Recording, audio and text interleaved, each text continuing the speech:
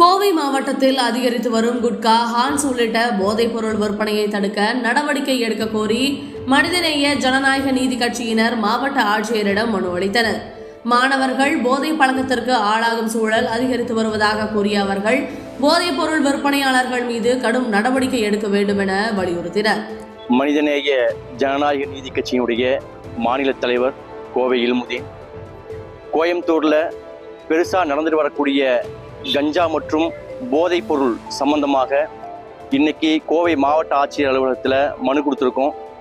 இந்த போதைப் பொருள் அதிகமாக நடக்கக்கூடிய இடம் கோயம்புத்தூர் கவுண்டம்பாளையம் மற்றும் செல்வபுரம் பகுதியை சேர்ந்த முத்தனங்குளம், வெள்ளலூர் குடியிருப்பு பகுதி, ராமநாதபுரம் பகுதியில் உள்ள நஞ்சுண்டாபுரம் மேம்பாலத்துக்கு கீழே பார்த்திங்கன்னா இப்போ நம்ம குறிப்பிட்ட இடத்துல எல்லாத்துலேயுமே இந்த கஞ்சா விற்பனை மற்றும் உபயோகப்படுத்துவது ரொம்ப அதிகமாக இருக்குது. தமிழகத்தில் போதைப் பொருளால் இனிமேல் எந்த விதமான அசம்பாவிதமும் நடக்காத வண்ணம் தமிழகத்தை பாதுகாத்து தரும்படி மனிதநேய ஜனநாயக நீதி கட்சியின் சார்பாக முதல்வர்களுக்கு கோரிக்கை வைக்கிறோம்.